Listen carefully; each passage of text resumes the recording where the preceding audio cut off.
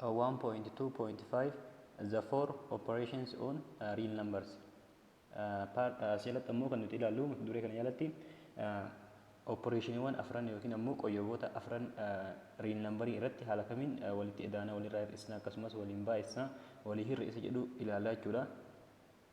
Akkasumas propertiiwwan ni ilaalaa jechuudha. Propertii jalqaba ilaalaa turree fi akkasumas propertiin haaroonis waan jiruuf saniinis ni ilaalla. Hanga xumura viidiyoo keenyaatti na wajjin turuun irraanfatina. Akkasumas viidiyoo kana laayik godhuudhaan jalqabaa isin jira. Mee kallattii waan gara definition isaa hin jiru waan ta'eef kallattii maammee gara example-itti deemna. Maal jedha? In this section you will discuss operations on the set of real numbers. Section kana jalatti maal ilaalla jedha?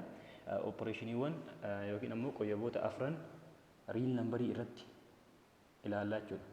The properties you have studied so far will help you to investigate many other properties of the set of real numbers.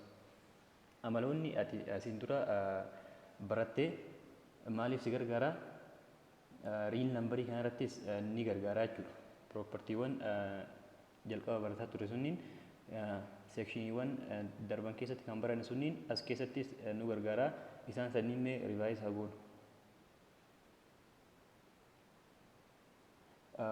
Rules of exponents hold for real numbers.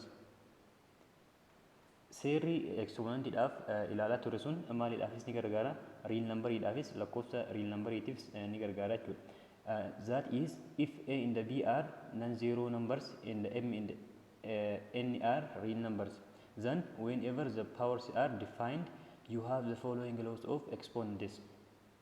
A fi B non-zero ta'anii, zero irraa adda ta'anii, M fi N ammoo real number yoo ta'an, akkasumas poweriin isaanii yoo kan ibsamu ta'e seerota kanneen ilaalta jedha. Tokkoffaa irratti maal jedha? Inni kun kama jalqaba ilaalaa turre jechuudha. Hundeen isaa beeziin isaa yoo wal fakkaatu taate paaworii isaa walitti idaanaa jechuudha. Haala kanaan isa kan ammoo paaworii waliin baay'isna. Kun ammoo paaworii isaa maal goona? Walirraa hir'isna jechuudha. Inni kun ammoo paaworiin isaa wal fakkaataa waan ta'eef AB waliin baay'isnee paaworii isaa tokkuma goona jechuudha. N keessaa fudhanna. Kanas maal goona? Lamaaniifuu N haala kanaan baafanna jechuudha. Yeroo B'n different from 0 ta'etti isa kana ilaalaa turre waan ta'eef baay'ee waan nama dhibuu miti. Mee example kanneen haa ilaallu. Example waan maal jedha? Add isa kana maal godheedha? Kanneen lamaan walitti ida'ii jedha jechuudha. Kanaafuu yoo kan N wal qixa kanaa kan ta'u taate san booda maal goota? Kanneen lamaan walitti idaata jedha. Kanaafuu lakkoofsi kunniin haala kamiin walitti idaana? Maal jennee jirra? Ida'uu irratti isaan seera jalqaba ilaalisan yaadatu qabdine jechuudha. Yeroo walitti idaanutti laayik raadikaalii walitti idaana yookiin ammoo salphisnee laayik raadikaalii goonee walitti idaana jennee. Kanaafuu laayik raadikaalii kanneen keessaa baasnee walitti idaana jechuudha. Kanaafuu haala kamiin hojjennee isaan haala kanaan isa kana maal godhu nuun jedhe? Kana kanatti eda'u nuun jedhe waan ta'eef kanaafuu eda'uu jidduu isaanii kaannaa. San booda inni kun eda'uun tun yeroo baay'isu mallattoo isaa waan jijjiirreef kun haaluma kanaan dhufa. Kunis haaluma jiru jechuudha. San booda maal goona? Kan raadikaala wal fakkaataa qabu finnee walitti idaanaa jechuudha.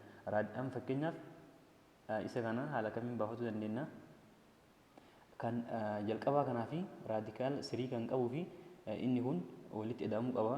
Akkasumas kan lamaa kunniin lamaan walitti ida'amuu qaba jechuudha. Kanaafuu yeroo san maal goona? Raadikaalli isaa maal ta'ee jira? Raadikaalli isaanii tokko erga ta'e maal goona? Lakkoofsota alaan jiran kanneen walitti idaanaa jechuudha ammoo.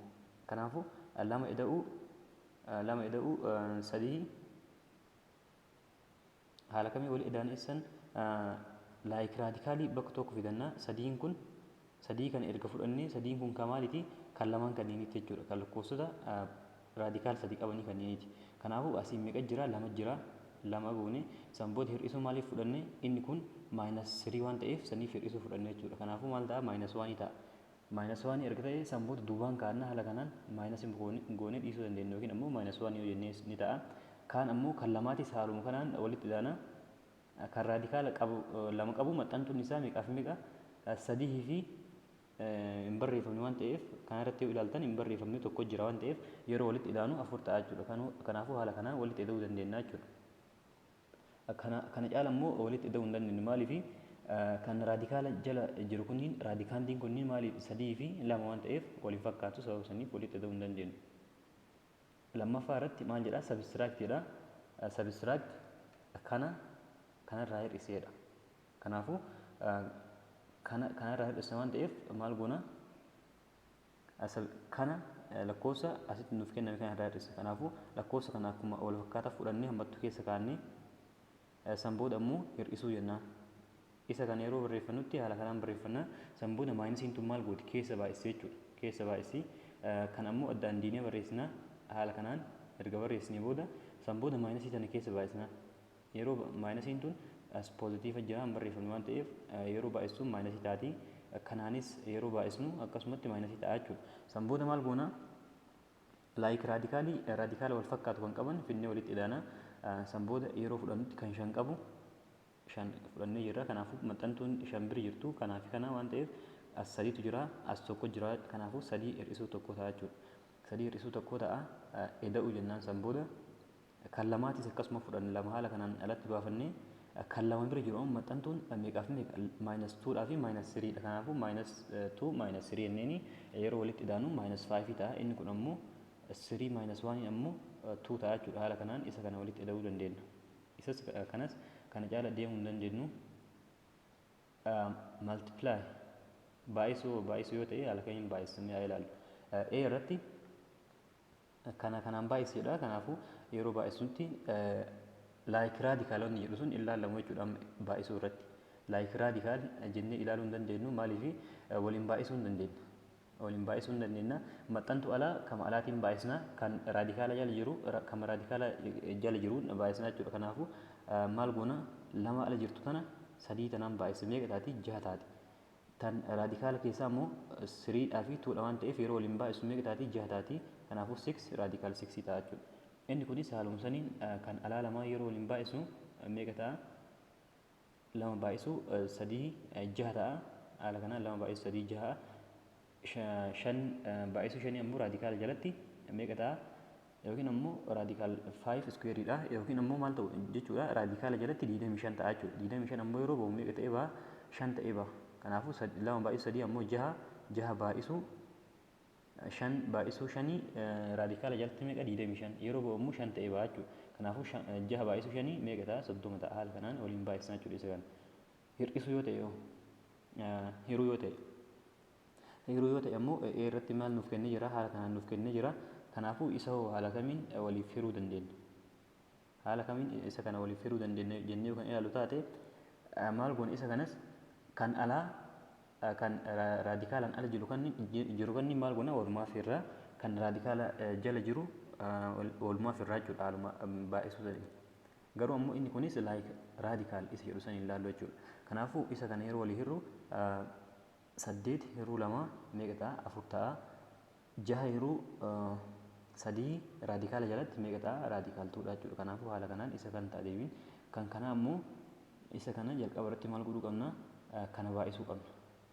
Baay'isuudha waan ta'eef inni kun yeroo baay'atu meeqa ta'a raadikaal 2 times raadikaal 3 raadikaal 6 ta'a. Kanaafuu maal jechuudha amma isa kana hirii jechuudha. Kanaafuu over jenneeni kanaaf irraa jechuudha. Inni kun 6 ta'a waan ta'eef raadikaal 6 jennaani. San booda maal jennaan inni kun tokko asiin qaba hin barreeffamu waan ta'eef 12 hiruu tokko 12 raadikaalaan haala kanaan balleessuu hin dandeenya. Maaliif wal fakkaataa waan ta'eef tokkuma ta'a jechuudha. Yeroo walii hiru tokko ta'a waan ta'eef kanaafuu deebiin 12 ta'a jechuudha. Haala kanaan 12 argachuu dandeenya isa kana. May property itti aanu haa ilaallu.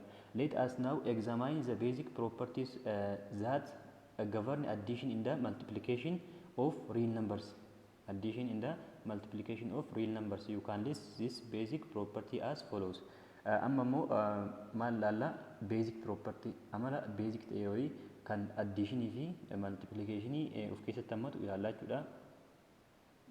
Jalqaba irratti closure property isa jennuunidha. Closure property maal jedha? The set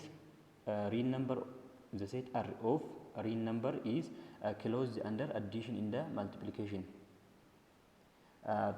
tuunni real numberii lakkoofsi real numberii ta'e wayii maalidha? Addiishinii fi eda'uu fi baay'isuu jalatti closedidha jechuudha. Kana jechuun maal jechuudha? Lakkoofsa real numberii ta'e wayii yookaan maal goon ta'e yookaan waliif hirru ta'e yookaan walitti edanu taate maal nuuf kenna? Real numberii nuuf kenna. Yoo waliin baay'isnu kan ta'ullee taate maal nuuf kenna? Real numberii nuuf kenna jechuudha. Kanaafuu closed jennaan isaan kanneen. This means that the sum and the product of two real numbers is real number. Kana jechuun maal jechuudha? Eda'amni yookiin ammoo waliin baay'inni lakkoofsa real numberii lama maal nuuf kenna? Real numberii nuuf kenna, isuma nuuf kenna jechuudha. Kanaafuu inni kun closed jennaan.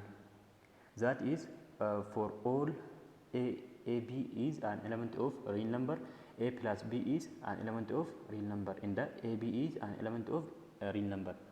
A fi b'n tuuta real number yoo kan ta'an taate a fi b kana yeroo walitti edaanu maal arganna? Real numberii arganna deebinee lakkoofsa wayii arganna. Lakkoofsi argannu sun real numberii ta'a jechuudha. Yoo a kana b dhaan illee baay'is lakkoofsota nuuf kennaman lamii kanneen yoo waliin baay'isnu taates maal arganna? Real numberii argannaa jechuudha deebinee. Kanaafuu isa kanaan closure property jennaan. Inni itti aanu immoo addition and multiplication are commutative in real number. Kan itti aanu immoo commutative property inni waamuu dandeenya. Addition fi multiplication ilaalaa jirra jechuudha yeroo ammaa kanatti. Kana haala saniin consider godhuu qabdan. That is for all a b is an element of real number. A fi b'n tuuta yookiin ammoo miseensa real number yoo kan taate a plus b equal to b plus a. Kana jechuun commutative property inni jennuun kun maal jechuudha? Amala bakka wal jijjiiru sanii, amala jijjiirraa iddoo isii jennuun saniidha jechuudha. A plus b fi b plus a waluma qixaa jechuudha. Tokkuma uumaa rakkoon qabaatu wal jala jijjiirre. Baay'isuu irrattis a times b equal to b times a wal fakkaataadha jechuudha lakkoofsi kun. Uumaa rakkina qabaatu yoo bakki isaa wal jijjiirree uumaa rakkina qabaatu jechuudha. Eda'uu fi baay'isuu irratti garuu ammoo hiruu fi hir'isuu irratti garaagarummaa qabaata. Addition and multiplication are associative in real number.